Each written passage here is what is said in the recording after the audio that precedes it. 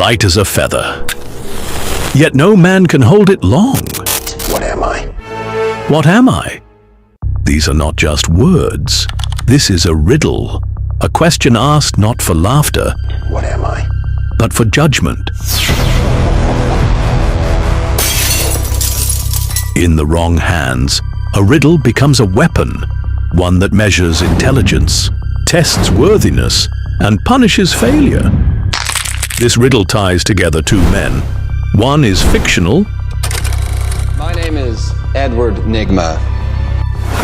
Edward Nigma, Gotham's criminal mastermind known as I'm the Riddler. the Riddler. The other is very real, not in any way interfere with the investigations. a 26-year-old Kenyan named Seth Mwabe. But how do their paths cross? How does the obsession of a comic book villain mirror the life of a young man from Meru?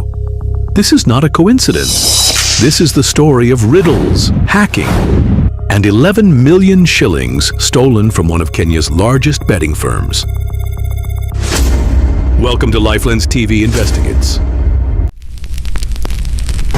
On August 30th, 2025, detectives from the DCI's Banking Fraud Investigations Unit stormed a quiet residence in Tetu City, Kiambu County. Their target: Seth, the man accused of hacking into a leading Kenyan betting company and siphoning off 11.4 million shillings. But who is Seth? Born August 18th, 1999, Seth was once a promising IT student at Meru University. Many believe he dropped out, but the truth is far darker. He was expelled. Why? Because Seth did what he knew best: hacking. He breached Meru University's systems, infiltrated the school fees records, and altered them to show his name among fully paid students. The fraud was discovered, and Seth was thrown out. But by expelling him, the university made a grave mistake. They did not neutralize him. They released him. Like setting loose an angry lion, a genius armed with dangerous skills and no place left to go. His record spread across campuses, and no other university dared admit him. Cornered and rejected, Seth turned his talent into a weapon. To friends, Seth could be generous. To institutions, he was lethal. In early 2024, he set his sights on a financial cooperative, a SACCO. Its owner, Pastor David Gakuyo. The story of Gakuyo and the Akiza SACCO scandal is infamous. In 2018, over 1 billion shillings vanished, defrauding thousands of ordinary Kenyans, mostly women. Their life savings disappeared into the pockets of a man they trusted. By 2023, their cries filled the air. Justice delayed is justice denied. And for Seth, this was personal. Among the victims was his own aunt. Anger mixed with brilliance. Seth Mwabe moved. He breached Akiza SACCO's internal systems, drilling through firewalls until he reached the financial core. There, he uncovered a paper trail of deceit. Transactions diverting funds from members' accounts straight into 12 personal and real estate-linked accounts tied to Pastor Gakuyo. For years, Gakuyo denied everything. But Seth's evidence was undeniable. He compiled the records, printed them, and through his aunt, placed them in the hands of one of Kenya's most respected legal minds. Come up with a judgment. Senior counsel Dr. John Kaminwa. Dr. Kaminwa applied to the High Court to have Seth's aunt, a direct victim, enjoined as an interested party. More importantly, he sought to introduce Seth's explosive evidence. Paying the amount that... The defense objected, crying foul. The data was stolen, hacked, illegally obtained. If you do so... But Kaminwa argued otherwise. The court's duty is to find the truth, and truth cannot be ignored because of the path it took. The respondents are to file and serve. The judge agreed. Justice, he said, cannot be sacrificed at the altar of technicalities. The evidence was admitted. their reply within 7 days from today. Yet the judge also delivered a sharp warning to Seth. You cannot commit a crime to punish another crime. Two wrongs do not make justice. Still, the weight of the revelations tipped the scales. They say I cannot leave the country. I am in the JKIA. In February 2024, as Gakuyo attempted to flee to Zambia, DCI officers intercepted him at JKIA. The once untouchable pastor was finally in chains. Cornered by evidence, Gakuyo pledged to repay. By mid-2024, over 800 million shillings had been returned. In cash, in parcels of land, even in vehicles. For thousands of victims, long-delayed justice had finally arrived. And at the center of it all was Seth Mwabe, the shadowy figure who forced open a case that had stalled for 6 years. Seth Mwabe had tasted power. He had humbled a giant. He had bent the justice system with nothing but a laptop and his genius.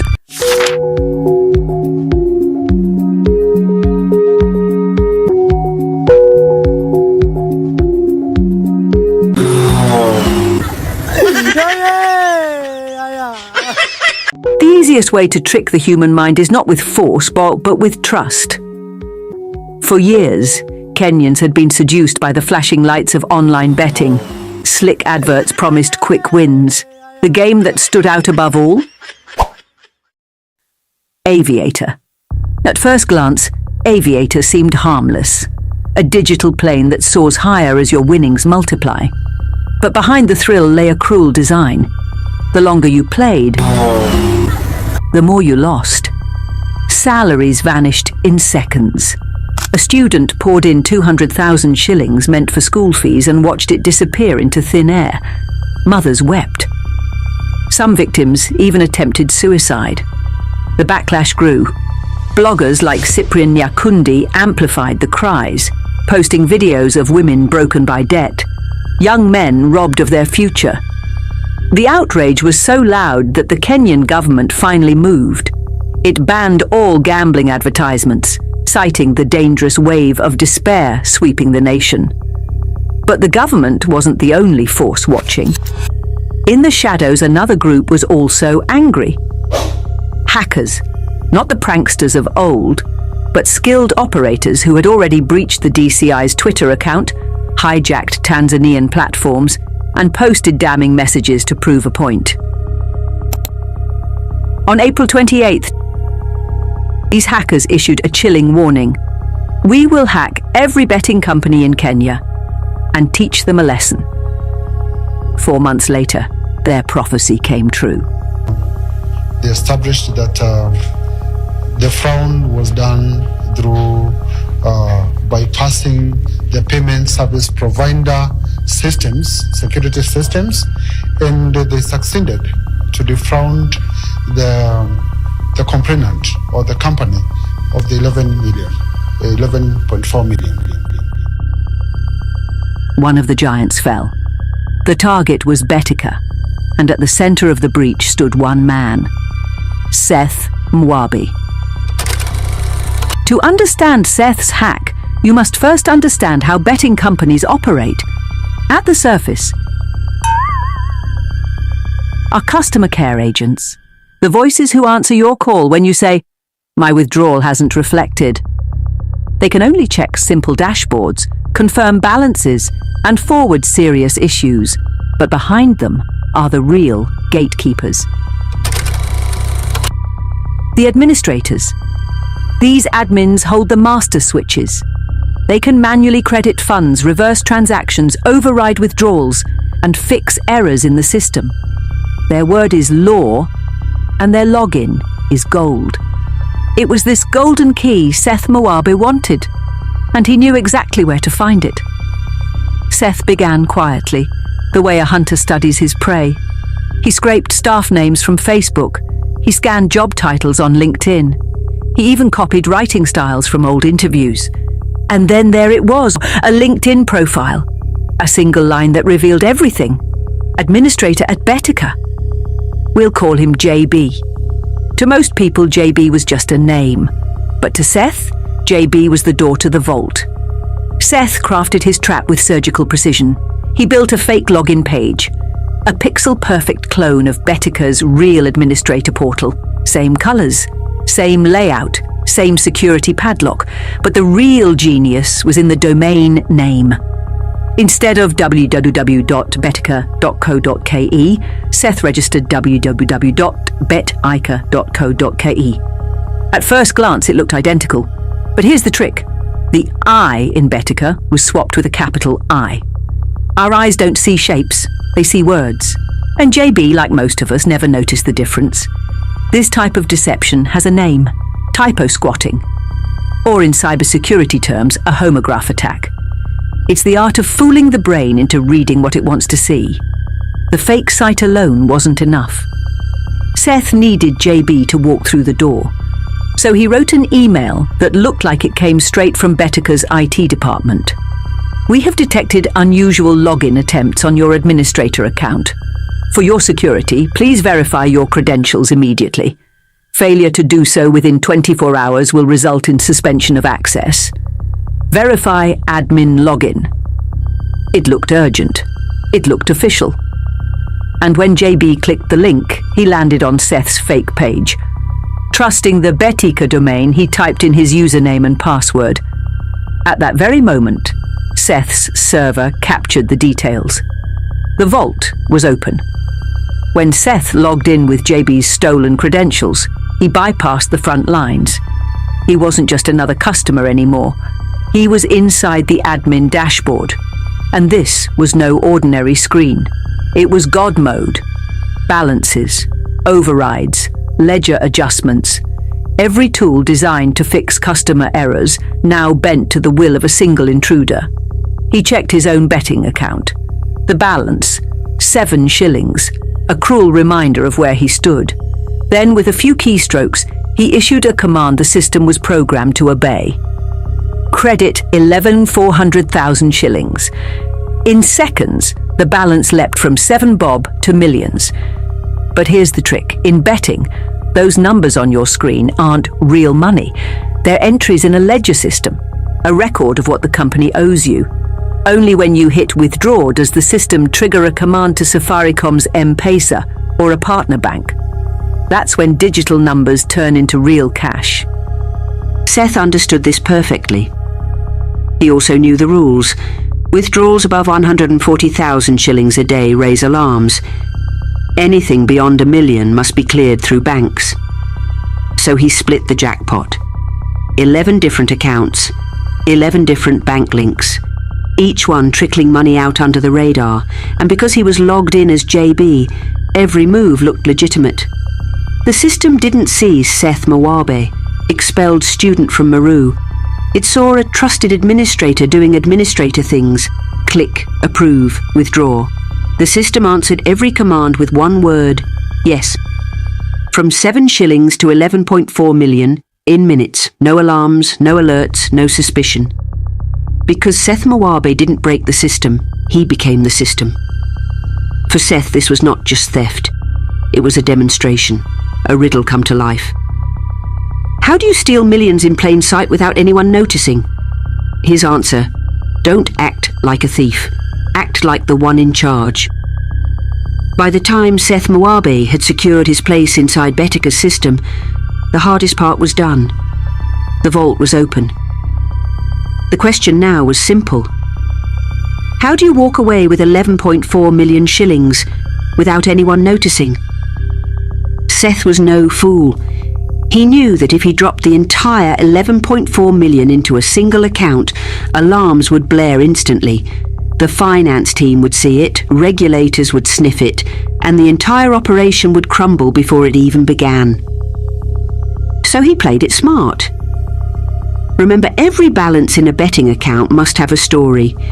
Either it came from a deposit, or it came from a win. And if you want to stay invisible, you must make the system tell that story for you. Seth's genius was in manipulation. He didn't just credit the accounts with money. He made the system believe the money had been won. He rewrote digital records to show that his accounts had been playing Aviator, the very same game that had wrecked so many lives. And in those records, the games ended with big wins. Not too big, not too flashy, just the kind of wins Aviator was famous for. Each victory had a timestamp. Each looked natural, as though a real player had clicked at the right second and cashed out before the plane crashed. On paper, it was flawless. To Betika's system, these weren't suspicious credits, they were just lucky gamblers cashing in. First, he rewarded himself. One account, his main one, held 1.2 million shillings. The rest, spread across 11 separate accounts. Some held 400,000, others 800,000. None were round figures. None screamed fraud.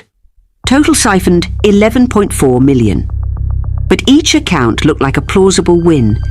Each ledger line told a convincing lie. Now came the most dangerous move, turning numbers into real money. M-Pesa would never work. The daily limits were too low, and regulators watched mobile money like hawks. One suspicious payout and the trail would lead straight back to him. So Seth triggered another command, bank withdrawals. As an admin, the system trusted his orders. The money flowed directly into bank accounts, linked to each betting profile. From there, Seth quietly funneled the money back together. One account, one fortune. For 4 days, Seth Mwabe lived as a man who had beaten the system. A student once expelled from Meru University now held millions stolen in plain sight, but Betika was watching. On August 23rd, 2025, their IT team noticed something. A pattern, a trace, a whisper in the code that didn't add up, and that whisper began to unravel everything. What exactly did Betika's team detect? How did investigators trace the trail all the way to Tetu City, Kiambu County? What happened the night Seth was arrested? And how does all of this tie back to his strange obsession with Edward Nigma, the Riddler? The answers are coming. This was Borrowed Crime, Part 1. If you don't want to miss Part 2, do 3 simple things. Like this video. Share it with your friends and family. Subscribe to Lifelines TV and click the notification bell, so that when we release Borrowed Crime Part 2, YouTube will automatically notify you. Until then, may God Almighty bless you all. From me, it's goodbye.